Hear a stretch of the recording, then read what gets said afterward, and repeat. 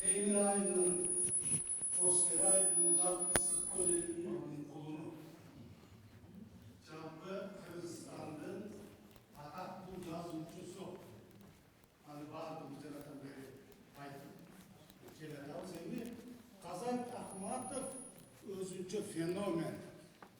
Jana köp aksakaldardı, el jurt atalары болгон адамдар жөнүндө кеңешчи Арслан Мырза айтып кетти. Мен азыр иш-чара каза табама байланыштуу болгондон кийин бул киши жөнүндө айтып кетейин. Кандай себептен Казат Акматов Ысык көлдө, төрөлүп Ысык көлдө өсүп, момундай мамлекеттик саясий ишмер, атактуу жазуучу болду, Мелис Аксакал айткандай. Биринчиден, Ысык көлдүн өзүнүн касиети бар. Экинчиден, акелердин институту жалгыз гана Кыргызстанда.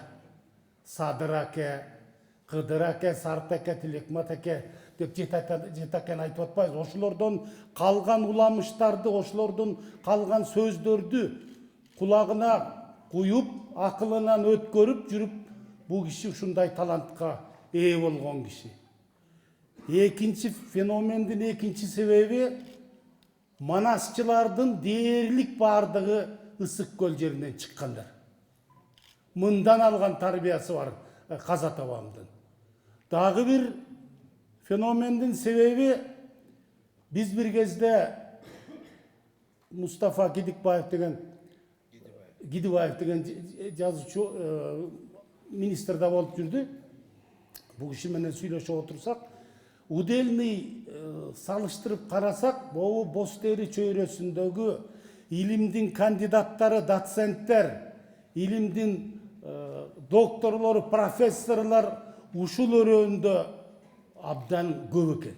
Ушуну кийин дагы окумуштуулар эсептеп көрсөңөр, мен азыр баса айта турганым, Каза табамдын уулу Азимдин жолдошу, биздин келинибиз Чолпон бүгүнкү кезде илимдин кандидаты, доцент, эртең буюрса илимдин доктору, профессор болуп келатат да.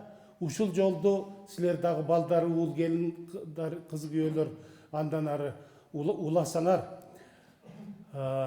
Каза табам мындай караганда азыркы бетке түз айткан, чаба айткан киши эле. Мындай куйтуң анан жылманап коем андай мындай дегени жок эле да бул кишинин. Анан мен ошондон улам азыр айтам. Эгерде Каза табам тирүү болгондо, урматтуу президентибиз Жапаров Садыр Нуркожоевичтин шайлангандыгына бул киши абдан катуу кубанмак, сүйүнмөк. Президенттин жакшы жактарын жалындатып айтмак элге. Кээде кетип калган алашемдиктерин эл көзүндө жумшактап койгону менен бетме-бет кезинде ачыгын айтып жолун көрсөтө турган адам болчу. Анан Каза табамдын дагы бир сөзү бар. Кыргызстандын эли ынтымактуу болмоюн, бири-бирин чын дилинен, ак дилинен колдоп турмайын, кыргыз улуту өспөйт, кыргыз мамлекети өнүкпөйт деп айткан. Ошол сөз мына бүгүнкү турмушубузга туура келип атат. Каза табам саясатчы болгондон кийин дагы бир кичине айтып кете турган нерсе, Садыр Нуркожоевич Жапаровду угуп атасыңар, эмне деген сөздөр кетип атат. Ошон үчүн жалгыз эле Ысык көл эмес, бирок биринчи кезекте Ысык көлдүн эли.